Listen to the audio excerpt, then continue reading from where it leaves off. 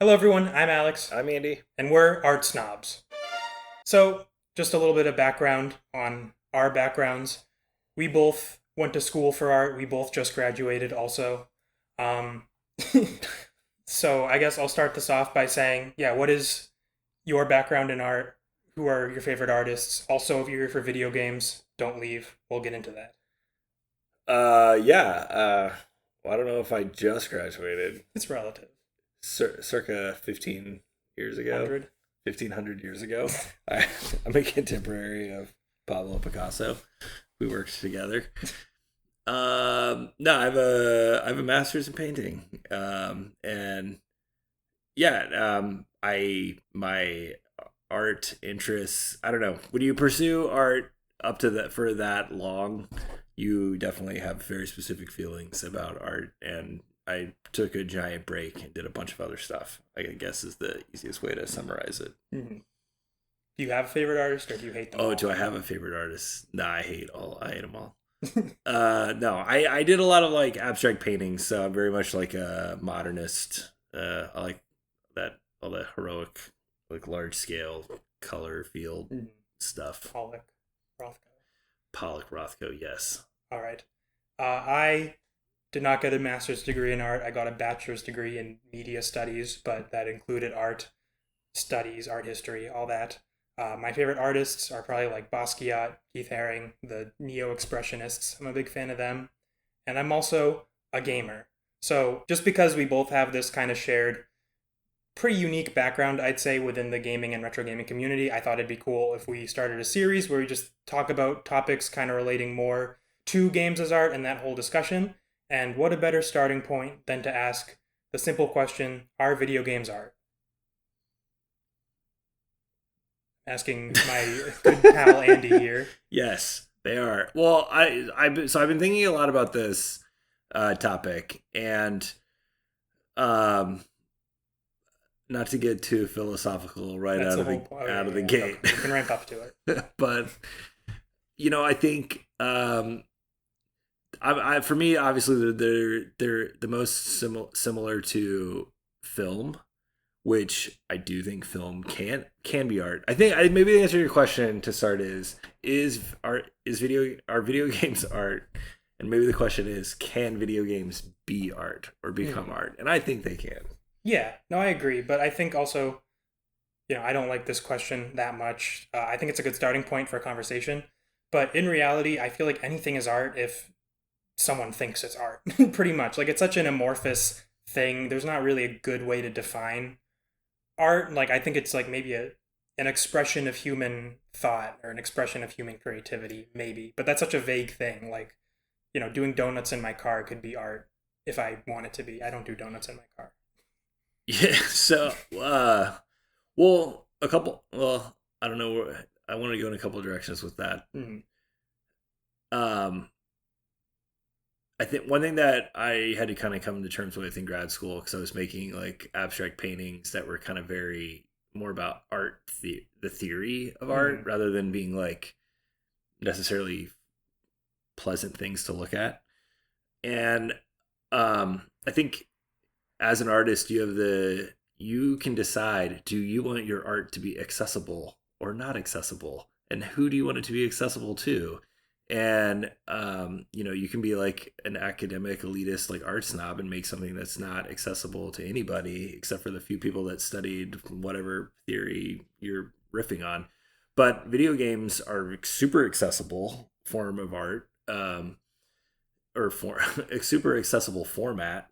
But I also think video games are a type of art that is, comes out of storytelling, which is an expression that humans have been, utilizing for millions of years. So to me, I think that's important. I think we could probably, I don't want to talk forever if you have other questions, but I think Last of Us, I think there's games out there that I think pop into one's mind when you talk about it.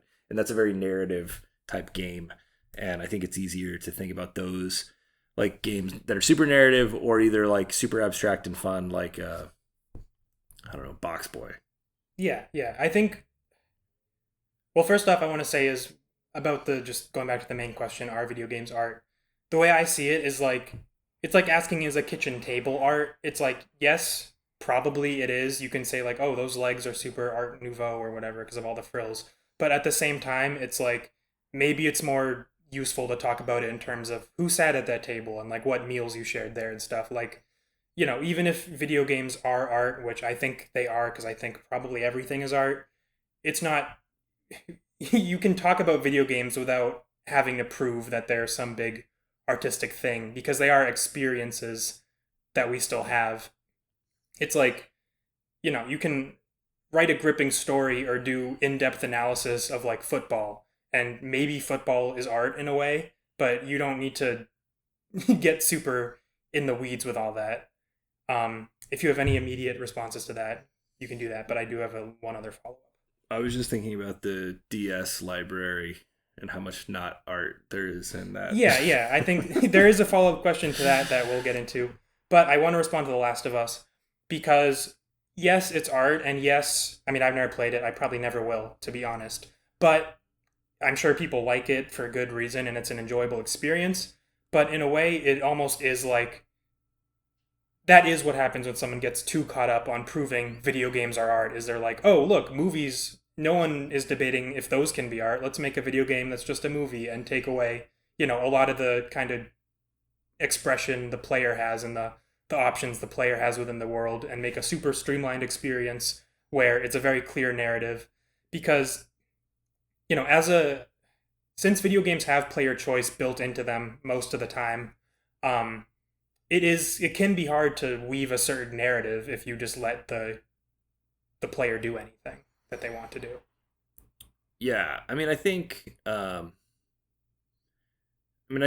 just leaning super into the narrative and making kind of like a game that's just, I mean, there's a whole genre of games like that. Yeah. I'm blanking on what they're Walking called. Sims. Well, walking sims, but also not audiobooks. What are they called? Like Telltale games? I mean, that's well, Telltale games too, but like no, like all the anime or like there's a lot visual of novels. Visual novels. There Thank you you. Yeah. I don't. I mean, I guess. Well, on one hand, it's like it's an industry that is about making money, so it's hard to like separate it from that. But also, art is an industry that makes money. I don't know. I think there's just this. I think the reason why it's more akin to filmmaking also is this video games are so collaborative, but then you also have these video games that are, just made by these single people. And they even, run the whole gamut of very simple, basic, beautiful things like Axiom Verge is like one that comes to mind, but it could also be like Minecraft. That was just a guy, like one guy made that game, right? And now it's like a global phenomenon. Like he has more money than sick movie, right? A really sick movie. I mean that's like one guy is now like as big as Nintendo. One could even argue. Yeah, someday I hope to be as big as Nintendo. But also, I think that is another interesting thing. Is like games like Minecraft. I feel like you can undeniably create art within them. Like, so how does it's odd that Minecraft as a game could be considered art, and then also the house you build in Minecraft is art in a way. One thing that I always thought about, right? I never understood the stigma of video games. Like I grew up in an era where there was definitely a big stigma. Like you had a lot of us were raised by like boomer generation parents, and they who had never played video games at all, and we grew up in this era where it was like TV is going to rot your brain, and then video games is out. I was like, oh well, video games are really going to rot your brain. But I was always like, as a kid, I was like, I am like interacting with this and engaging with it. I'm my motor skills, like I couldn't articulate all this as a kid, but I could tell there was something different playing a video game than just watching, reruns of, I don't know. Leave It to Beaver. Leave It to Beaver. I don't know what was on at that time. That's the only show. There was all kinds of stuff. It was a golden age of reruns. That I miss sometimes actually, but I don't know. Like video games have gone through these different eras, and there's definitely a time where it had a stigma, and I definitely think we're beyond that for the most part. But I mean, I think the digital. It's funny we were just talking about the PS5 and the end of like physical media, but the digital landscape really is what gave rise to indie developers and single, games being made by single, creators and whatnot. So in that way, it kind of opened up the doors for even more iteration. Which I think anytime you're talking about art, you're talking about iteration because it's all just it's an iterative process. Yeah, no, ultimately. Well, what is your if you had to name a game that you think is art, a video game that is art, what would you do? Well, okay, because I have been getting into my own head too much sometimes, and I was like, what is if video games are art? What is Mario Tennis? I need to place that in the I need to place that in the Uh, artistic canon of video games. I think it's just a money grab. Kinda, but also I feel like in a way it's like Well, absurdist literature. Nintendo's interesting because their ethos in Hmm. creating games is so embedded in everything they do that they can take that and put it into something like tennis, and it's like, wow, this is intuitive and fun and playable and all ages and like all of these things, and in some ways like Nintendo. It's funny actually. I had a professor who actually thought that he said that the French and Italians perfected painting. Like for Americans, what our art is actually creating businesses and like commerce. Hmm. And I think you could extend that over to like to Japan. But like in some ways Nintendo, what they've created as a brand, to me that's art also in some ways. And like these characters that are so beloved are almost on the same level as or maybe they've surpassed them at this point, but Disney when I was growing up, Disney characters like Mickey Mouse was one of the most ubiquitous like characters of all time, and now you could probably say the same thing about Mario. Yeah, no, for sure. And I think, well, I guess going back to my thesis about Mario Tennis is that it's absurdist because it shows all of these silly little characters like Mario and his mushroom friend Toad and this green dinosaur, and they're all doing a thing we do in real life, which is playing tennis.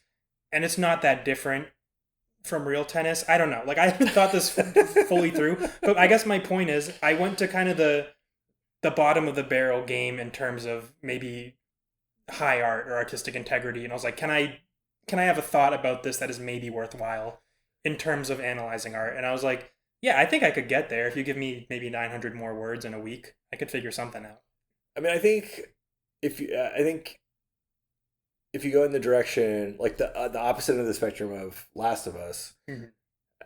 to where you get games kind of like Mario Tennis, I think you could push it even further and go with like Tetris or something like that, where the concept is so like pure and like perfect, and that it's permeated all these like all of time through all these other iterations, but you can still go back to an OG Game Boy and pop in Tetris, and it's like, It works. wow, it still works. Yeah. Whereas I think alternatively, if there was like a super narrative based Game Boy game, not that it couldn't exist or that no one would play it. And I don't mean like an RPG that's narrative. I mean like a walking sim where sometimes you press a button and then the story happens. I think it would not be as good as Tetris, probably, or as long lasting as Tetris. Um, but then also, I guess to your point about Tetris, the reason I like puzzle games in general is just because they're purely about engaging. I think that's the end of the sentence. It's like you just are doing a very kind of simple and repetitive task. Obviously, it variates on itself a lot, and like puzzle games evolve, and you have to kind of adapt to what's happening. But you are just doing a repetitive task over and over, and there's very clear feedback on what's right and what's wrong. There's not, obviously, I love puzzle games with cute characters and stuff, but they don't need to be there. It could just be a bunch of blocks on a screen. And ultimately, the thought that that leads me to is maybe sometimes you could analyze video games as ritual, like in the kind of sociological sense, where it's like you're submitting yourself to something that isn't, I guess, like on some level doesn't have an immediate material significance to you, but you're like, somebody made Tetris or somebody made Super Mario World, and obviously these things are fake, but you still interact with them and you gain something from that interaction, even if it isn't necessarily like physically real. Yeah, I mean, I think in that way, it's almost kind of more like the creators of these games. I mean, I know lots of people create games, even some of these really old ones where it was small teams. It was still multiple people creating them, but it almost is more common with like an author of a book. Like that person had an idea and put it down on paper, and then you read it, and it's almost like you had a dialogue with that person, but they also had this dialogue with like billions and millions of other people. And I definitely think you get that with video games. I mean, I think that's why the stigma was so unfair back in the day, because it seemed like a much richer format than what the adults of the 80s thought it was. Yeah. I do want to address the puzzle comment though, because it's funny to me because um, I always thought Bejeweled, when I saw people playing that on their phones, like, or I guess Candy Crush. Candy Crush, like that's like, to me that's the poster child for like brain garbage. But it's not too far off from Tetris. It's not too far from Tetris. So it's like, how does that work? But I don't know. I mean, I think all the genres are interesting. I mean, I think I don't know. I think what you said about you experience a programmer, like he like it teed it up for you to experience something, and then you experienced it, and but every time you experience it can be different too. Like I think World 1-1 in Mario, I think that's a work of art. I think the first like opening sequence where the programmers designed it to teach you to jump, and this is how you engage with the enemies. Like all of that was just brilliant in like a high art way in my mind. And how many people play through that and never think about that, or how many people think about that every single time they play that? Like, and even just the music. I don't know. It's interesting because there's also, I think that's where it's also like film, because films also have musical scores. So do games. I don't know. I think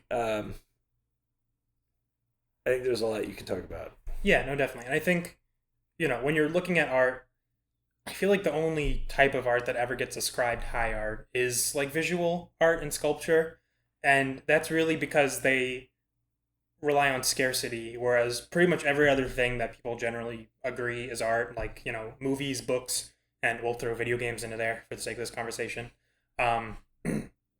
They have to appeal to a bunch of people like all the time, pretty much. And I think, it maybe does in a way kind of keep them out of that high art category in some ways, because they, like I said, they have to appeal to a bunch of people, but also the high art category is like arbitrary. Like it's just what a bunch of people decided to invest in, pretty much. Well, the higher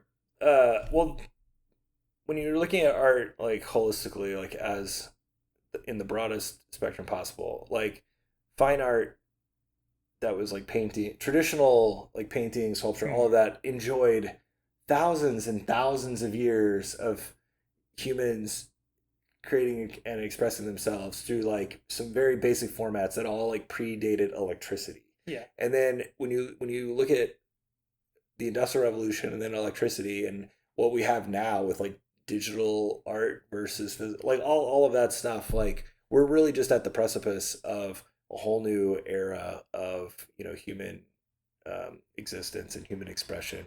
And like what about VR? Like that's something we've only like scratched the surface of, and especially in video games. And probably in another 10 years, that's probably the level of immersion all games are going to have. So I don't know, it's a really interesting time we're living in, for more than just that. No, for sure. I mean, I feel like in a way VR is almost going to have to end up being its own thing, like separate from games, because you couldn't have like a Super Mario game in VR. I mean, you could, but what's the point? You're just looking at the stage. I couldn't even imagine what it looked like from a first person perspective. I have to imagine a 2D world, and that's hard to do in my brain. So for some reason there was a TV show in the 90s. I don't even remember what it was called, but it was like a game show where you were in the video, you got put in a video game, but it was like using like green screens and stuff. Yeah.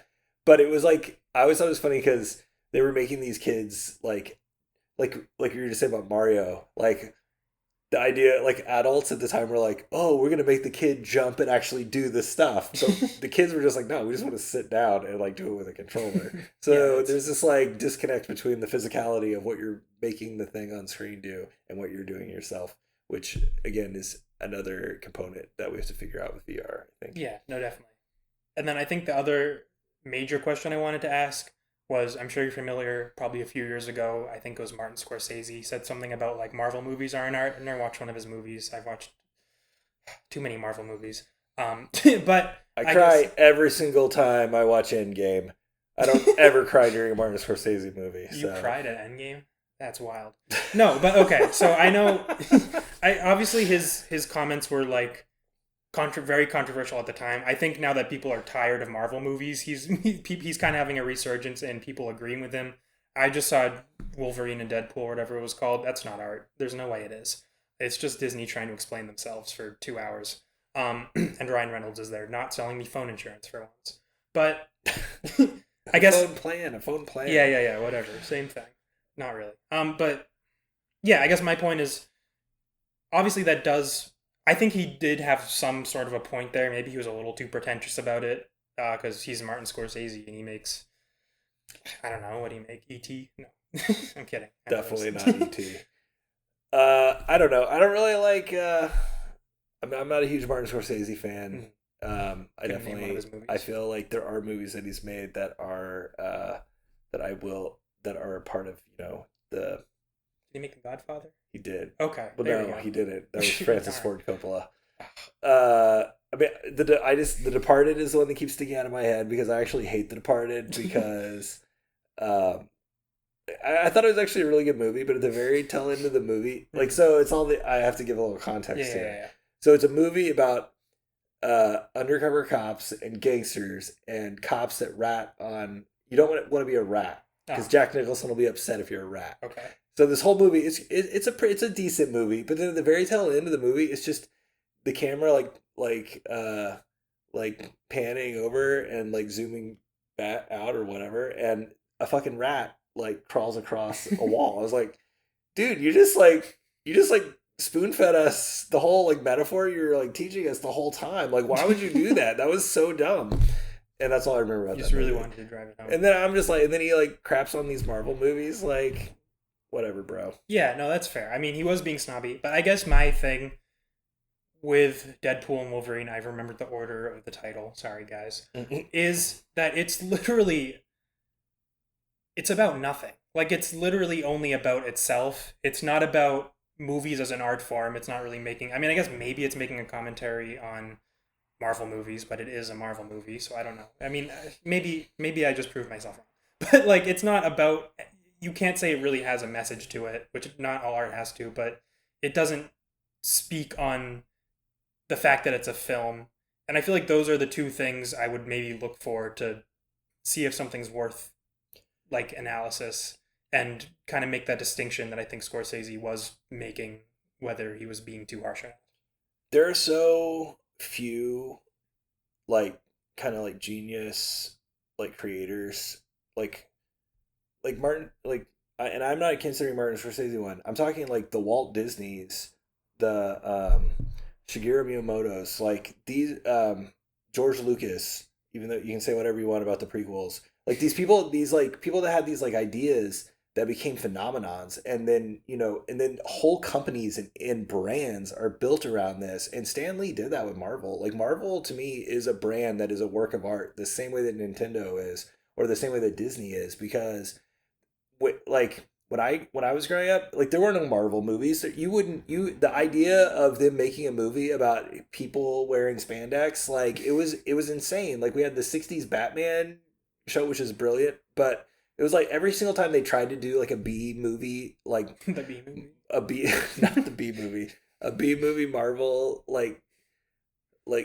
there was a really bad Captain America movie back then, and a really bad like Punisher movie with like Dolph Lundgren. It was like they were all just horrible. They were just so bad. And the fact that the brand, and then even Stan Lee having to like sell away the company and like the whole history of all of that, but like for him to be there at the end and to have hit these ideas that he like drew like back in the 40s and 50s and 60s, and then just watching that the trajectory of all of that, and then having it all culminate in this phenomenon, like, man, that to me is awesome. And you can say like, yeah, of course they sold out, and of course they all got bad, and whatever. But there's so few human beings that can say that they created something at that level. Like Yeah. that's pretty wild. So yeah, Martin Scorsese. What you have like 5 Oscars, whatever. The Materia movie is coming soon. We're gonna sell out. We're gonna sell to Disney.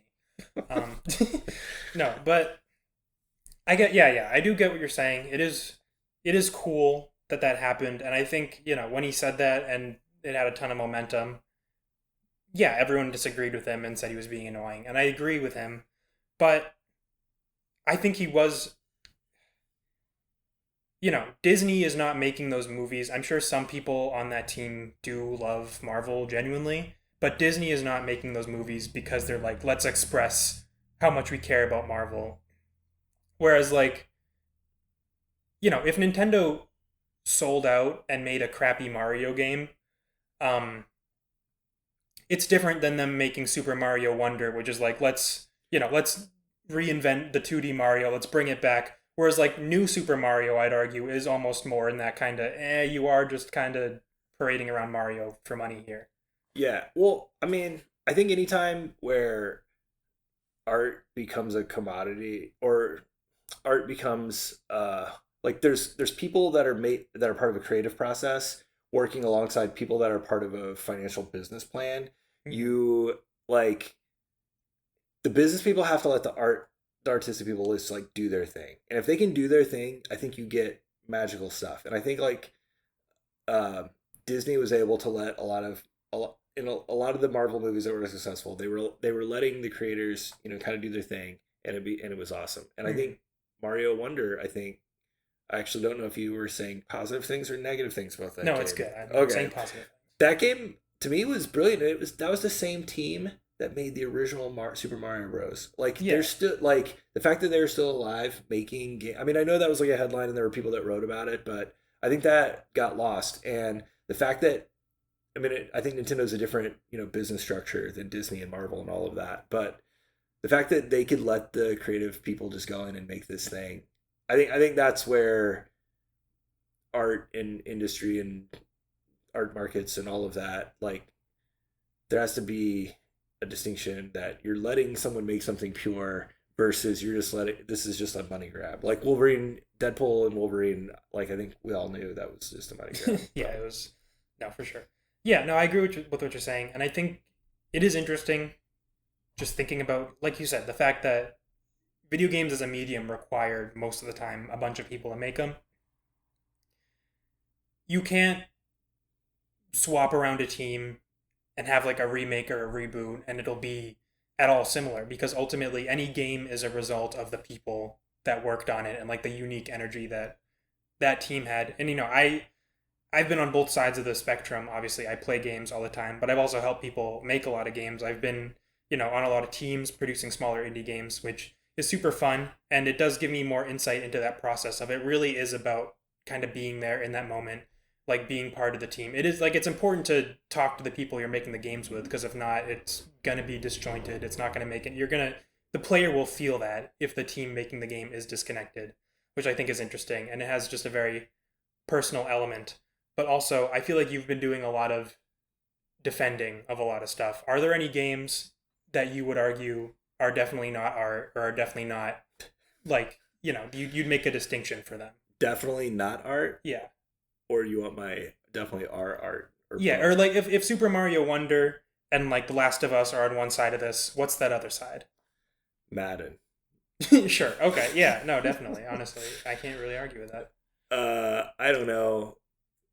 I'm not a fan of Call of Duty. I have to imagine. Like I don't know. For me, I mean, maybe people can make an argument. I don't know. People have tried to explain to me the finer points of the COD universe. Mm. But I guess if that's there, there's something for people to enjoy. That's fine. But I think, um, yeah. I mean, I think if it's I don't know. Maybe if you look at it through the lens of a video game store, which is what this is, like the games that have no value whatsoever are your like sports games that come out every year that they're just pumping out because they know people want to play the newest version of Madden alongside the new NFL season or whatever. And I mean, I guess that speaks to the greatness or the broadness of the accessibility of video games, that it can reach like any person. Like, you don't have to be a hardcore gamer or whatever. I don't know.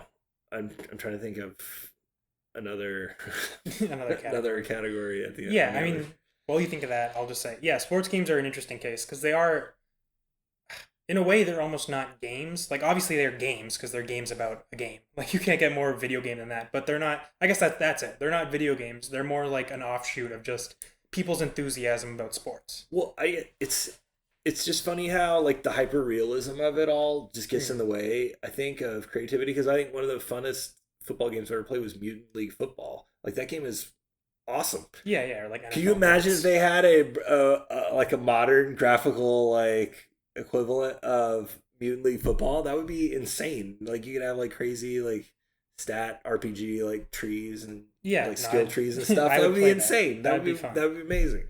But no, it was bad. Yeah, but then I guess also, what about games like Overwatch or Fortnite? Because I think if I had to point to ones I'm very confident saying there's nothing really artistic here, it would be those. I dragged my feet with Fortnite forever, and then my sister got me to play it, and all it really confirmed was that I still had all my skills from GoldenEye.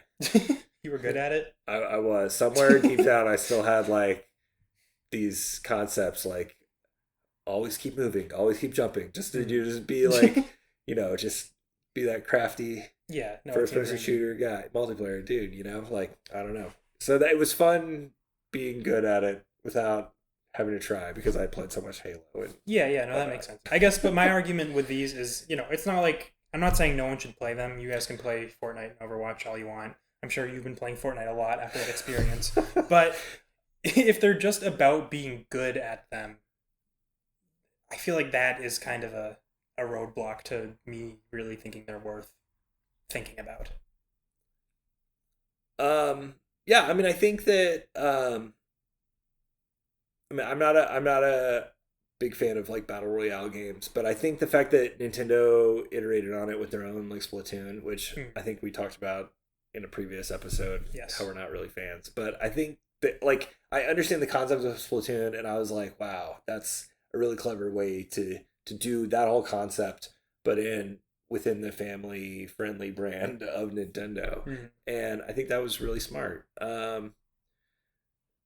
I don't know. I guess, The Sims 4, do we need that game? Yes. I played that game for like 200 hours. I kind of hate it, but I have played it for like 200 hours. Wow, all right. I mean, I think gacha games and stuff would definitely fall into the category. Although I've played a lot of what's the Fire Emblem one? That's probably the only one I really played also. We're both guilty of that. But yeah, I guess, we do also have to not fall into the pitfall of just calling things we don't like art, which I probably did just do. But I guess going back also to your point about Call of Duty, I don't like those games either. I'm not playing them. I don't like really any kind of realistic, gritty war games like that.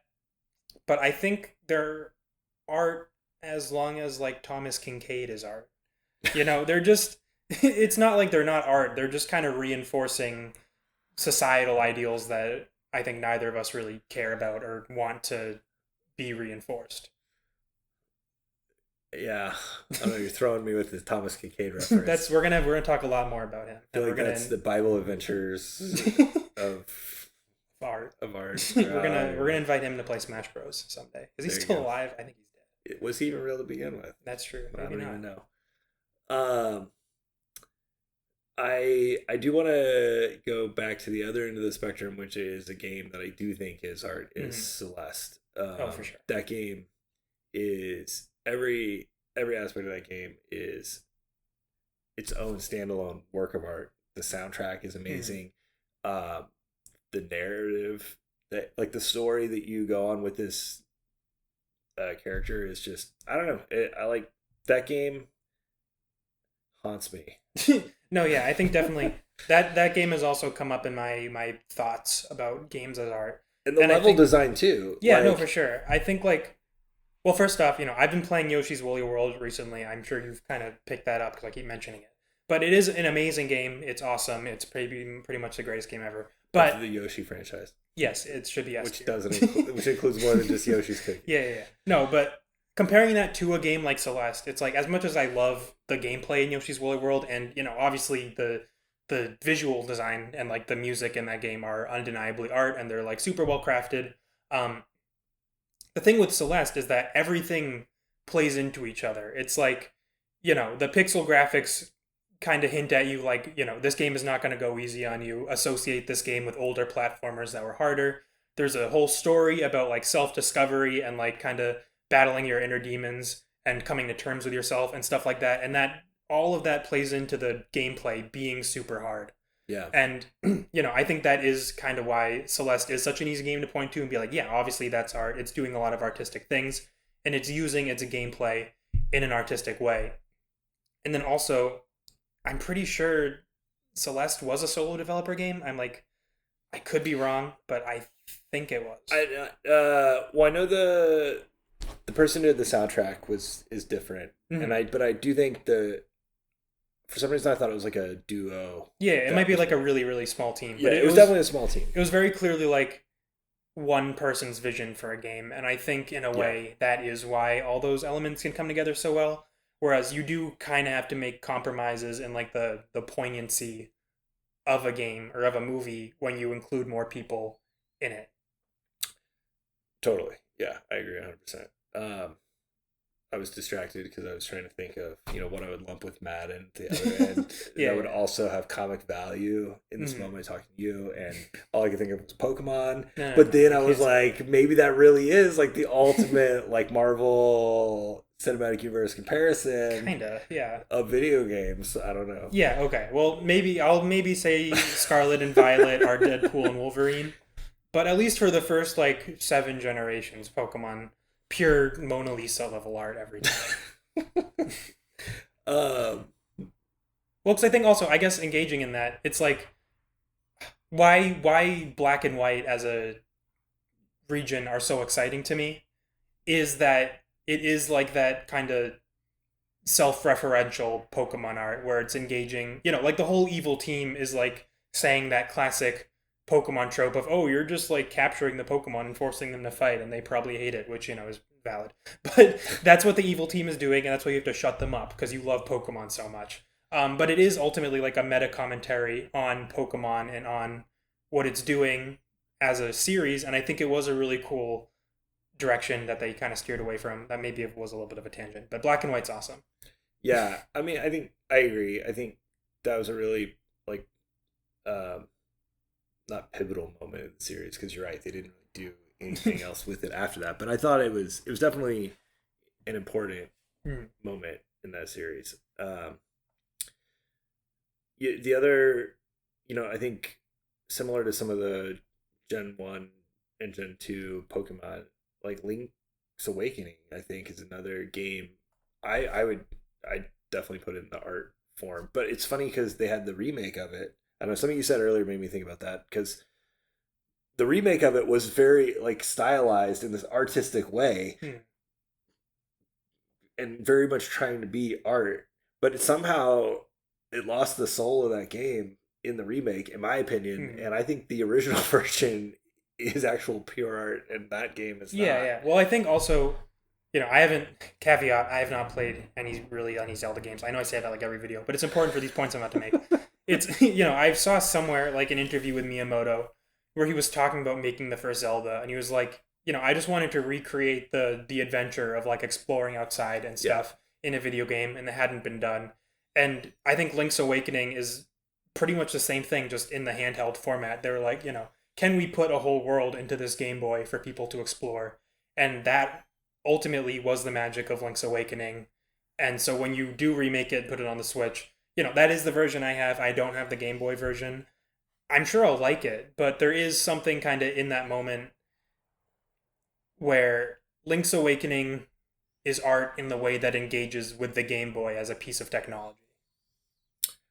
um I played that game so many different ways, and I can honestly say, like, you got to play the game on the original hardware. Mm. Like, boot it up on an analog pocket or some sort of backlit, uh, like real like hardware with a backlit screen, and then boot it up on your Switch, and it's like not even close. Like, I don't know. Yeah, I mean the not that I hate the chibi art style, but they also did that to Brilliant Diamond and Shining Pearl, where it's literally just those games again, but they're chibi, and it's worse. Yeah. Um. Yeah, I don't know. What other? Did you have other questions? I had one final thing, but I don't remember I mean, I think all the Elder Scroll games are pretty much up there with Madden. No, why? Okay, you're just saying that. I'm You're just just saying that to upset me. You know, every 4 years we get some janky, buggy. We like, don't. We haven't gone. Elder Skyrim was Scrolls what game. 2011. I was like an embryo when that came out. Well, it's even worse. It was giving us the same. How many? They gave us Fallout. Also, They can run that series in the ground. I don't care. They can't touch Elder Scrolls though. That has to be perfect. Elder Scrolls 6 isn't going to be disappointing at all. It's going to be everything I want it to be, and that's a possible bar for it to clear. The only other thing, I mean, maybe this is something we could talk about in a future episode, Mm-hmm. but Final Fantasy Advent Children, like something you said early about kind of I don't know what exactly you said, but I definitely think there was this moment where like video game creators were like trying to do cinematic stuff in games, but then the technology evolved with like I remember when CGI like first came out, and you had like Toy Story and like Final Fantasy Advent Children, and that was it. And but it was almost like the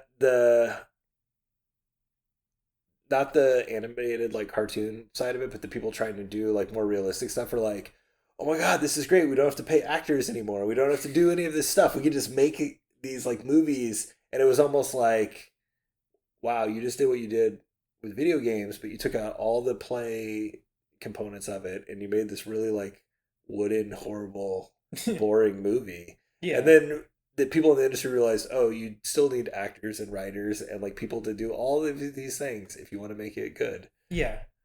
Well, there's that one game. It's like Dragon's Lair or something. The arcade game. That is true. Yes. Don Bluth, I believe, made it. Now that is actually an interesting reference because it is so tied to an art form like animation. That is definitely an interesting game. Those games are beautiful. Yeah, no, those are cool. And I think, yeah, it definitely is. It's worth doing a whole separate thing maybe about comparing games to movies. I did remember my final question, though, Okay. which is, I made the point about fine art or high art kind of existing away from the public. It's like, they're all in museums or private collections, and that's kind of how we conceptualize what fine art is, and that's how we think about it.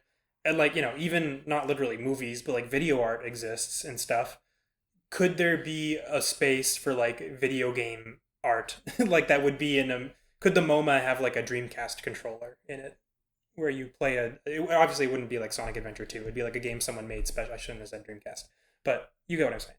Yeah, I mean, I think there's definitely museums have done exhibitions like that, and there are video game museums, and I think like even the design of consoles, and there's an art form around like product design already. Mm-hmm. I meant more like, could someone make a one-off game that would only be playable in a museum? And what would that look like? I mean, I guarantee you, like 50 years from now, you'll walk into MoMA and there'll be an NES like sitting there. You play World 1 and Mario. Well, no, maybe, but I more meant like, like what if it's probably more likely you walk into MoMA and there'll be a performance artist playing through all of Madden 2024 for the entire season, and they never leave the museum until they've completed a whole season of Madden in real time, parallel with real football or something high concept. Like in the middle of a football field. In the middle of a football. Yeah, that'd be sick. Yeah. Maybe, okay. Well, someone should do that. Someone should try to make a game that is just for a museum. I'd be interested in what that looks like, because to my knowledge, it hasn't happened. There's obviously been like limited interactivity and like installation art and whatnot, but that's no video game. It could be Museum Tycoon. That'd be Make sick. your own museum. Yeah. I honestly I could see the MoMA doing that. That'd be kind of funny. Hire me at the MoMA to make art. That's how that works. But yeah, I guess. Do you have any other closing thoughts? Uh, no. I mean, I think this is one of the videos where, I mean, we're still early on making video content, and it's been great to see other people's comments and everything. But this is a topic I would be really curious to hear, like what other people have to say about it. Yeah, for sure. So definitely let us know. What do you guys think about our video games are, or what do you think about that question as on a more meta level? um, and if you have any other topics relating to video games and art, comment them down below, and maybe we'll talk about them if you're really lucky. So yeah, thank you for watching. Like and subscribe. Join our Patreon. Come into our store in real life and buy stuff.